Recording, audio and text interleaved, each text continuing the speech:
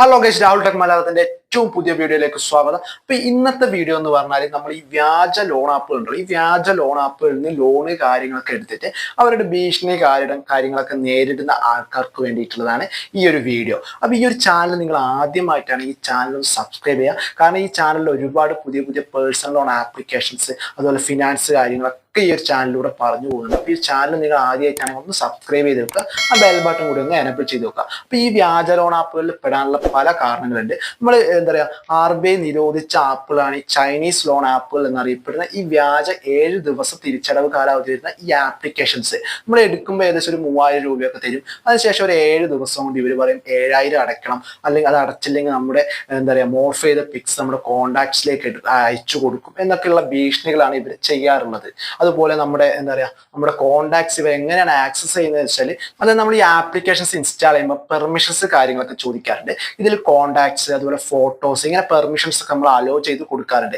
ഇതിൽ കോൺടാക്ട്സ് ആണ് ഇവർ ആക്സസ് ചെയ്യുന്നത്. നമ്മുടെ ഫോട്ടോസ് കാര്യങ്ങളൊന്നും ഇവർക്ക് എടുക്കാൻ സാധിക്കില്ല.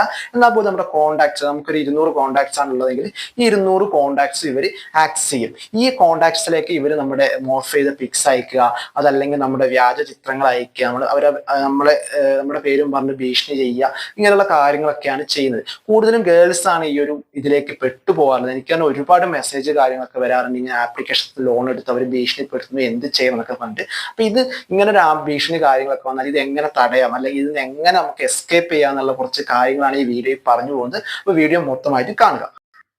ഈ ഒരു 7 ഡേ ലോൺ ആപ്പിൽ നിന്ന് ലോൺ എടുത്ത് കഴിഞ്ഞാൽ നിങ്ങൾക്ക് ഭീഷണി കാര്യങ്ങളൊക്കെ നേരിടുന്നുണ്ടെങ്കിൽ നിങ്ങൾ ആദ്യം ചെയ്യേണ്ടത് നിങ്ങളുടെ പ്രൊഫൈൽ ഫോട്ടോ എന്താ പറയുക everyone എന്നുള്ള ഒരു ഓപ്ഷൻ മാറ്റിയിട്ട് നോബഡി അല്ലെങ്കിൽ മൈ കോൺടാക്ട്സ് എന്നുള്ള ഈ ഒരു ഓപ്ഷനിലേക്ക് മാറ്റണം. കാരണം ഇല്ലെങ്കിൽ അവർ നമ്മുടെ പ്രൊഫൈൽ ഫോട്ടോ എടുത്തുകൊണ്ട് മറ്റ് കോൺടാക്ട്സിലേക്ക് അത് മോർഫ് ചെയ്ത് അയക്കാനുള്ളൊക്കെ സാധ്യത കൂടുതലാണ്. ഒന്നാമത്തെ കാര്യം.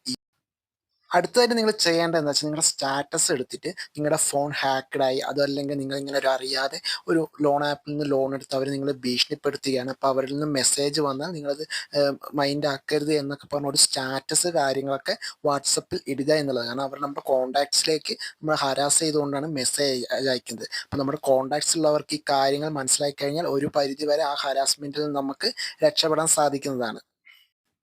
ഫ്രണ്ട്സ്, അടുത്തതായി നിങ്ങൾ ചെയ്യേണ്ടത്, നിങ്ങൾ ആ ഒരു ആപ്ലിക്കേഷൻസിൽ സെറ്റിങ്സ് പോയിട്ട് ആ ഒരു ആപ്ലിക്കേഷൻസിൻ്റെ പെർമിഷൻസ് കാര്യങ്ങളൊക്കെ അലൗഡ് ചെയ്ത് എല്ലാം ഡിസബിൾഡ് ചെയ്ത് കളയുക. മാക്സിമം ആപ്ലിക്കേഷൻ തന്നെ അൺഇൻസ്റ്റാൾ ചെയ്ത് കളയുക. ഈ ഒരു 3 കാര്യങ്ങൾ ഒരു മുൻകരുതൽ എന്ന രീതിയിലൊക്കെ നമുക്ക് ചെയ്യാൻ പറ്റിയ കാര്യങ്ങളാണ്.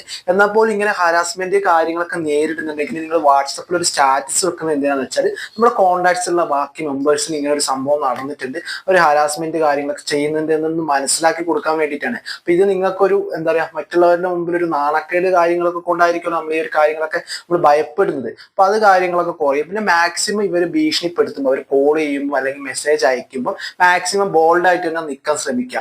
പേടിച്ച് നമ്മൾ മെസ്സേജ് അയക്കരുത്, അല്ലെങ്കിൽ പേടിച്ച് സംസാരിക്കരുത്. അവർ എന്ത് വേണമെങ്കിൽ ചെയ്തോ, നമുക്കൊരു പ്രശ്നമില്ല എന്ന രീതിയിലൊക്കെ നിൽക്കുമ്പോൾ അവർക്ക് മനസ്സിലാവും നമ്മളെ ഭീഷണിപ്പെടുത്തിയിട്ട് കാര്യമില്ല. അപ്പൊ ഏകദേശം ഒരു 3-4 ദിവസം കൊണ്ട് തന്നെ ഇവരുടെ കാര്യങ്ങളൊക്കെ നിർത്തിപ്പോവും. മാക്സിമം ഒരു 7 ദിവസം വരെയൊക്കെ ഇവർ ഹരാസ്മെന്റ് കാര്യങ്ങളൊക്കെ ചെയ്യുകയുള്ളൂ. അത് കഴിഞ്ഞിട്ട് നമ്മുടെ ഭാഗത്ത് നിന്ന് യാതൊരു പ്രതികരണവും ഇല്ല എന്നറിയുമ്പോൾ ഇവർ തന്നെ ഈ കാര്യങ്ങളൊക്കെ നിർത്തിപ്പോവും. പിന്നെ ഈ ഒരു കാര്യം നമുക്ക് ലീഗലി യാതൊരു പ്രശ്നവും വരുന്ന കാര്യങ്ങളല്ല.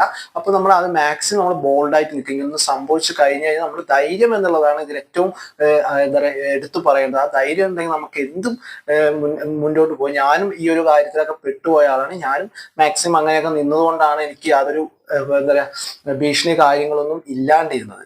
ഓക്കെ, അപ്പൊ ഇത്രയും കാര്യം. പിന്നെ നമ്മുടെ കൂടെയുള്ളവരൊക്കെ പറഞ്ഞ് മനസ്സിലാക്കുക, ഇങ്ങനെ പെട്ടുപോയതാണ്, അപ്പൊ അങ്ങനെ സംഭവിച്ചു എന്നുള്ളതൊക്കെ നിങ്ങൾ പറഞ്ഞ് മനസ്സിലാക്കുക. അതല്ലെങ്കിൽ നിങ്ങൾ ഇങ്ങനെ സ്റ്റാറ്റസ് കാര്യങ്ങളൊക്കെ ഇട്ടിട്ട് 7 ദിവസം അല്ലെങ്കിൽ ഒരു 10 ദിവസത്തേക്ക് ഫോൺ സ്വിച്ച് ഓഫോ അങ്ങനെ എന്തെങ്കിലുമൊക്കെ ചെയ്ത് വെക്കുക. കാരണം അവരുടെ ഹരാസ്മെന്റ് കാര്യങ്ങൾ അവരെ മൈൻഡ് ആക്കാതിരുന്നാൽ തന്നെ ഈ ഒരു പ്രശ്നത്തിന് സോൾവ് ആയി. പിന്നെ വേറെ ലീഗലി പ്രശ്നങ്ങളൊന്നും ഈ ഒരു ഇതുകൊണ്ട് നിങ്ങൾക്ക് ഉണ്ടാവില്ല. അപ്പൊ നിങ്ങൾ മാക്സിമം പിന്നെ സൈബർ പോർട്ടൽ വഴിയൊക്കെ വരികയാണെങ്കിൽ ഒരു കംപ്ലൈന്റ് കാര്യങ്ങളൊക്കെ രജിസ്റ്റർ ചെയ്യുക. അതുകൊണ്ടൊക്കെ എത്രത്തോളം കാര്യം ഉണ്ടാവും എന്നറിയില്ല. അപ്പോൾ ഇത്രയും കാര്യങ്ങളൊക്കെ ഒന്ന് ശ്രദ്ധിച്ചുകൊണ്ടിരിക്കുക. അപ്പം താങ്ക് യു.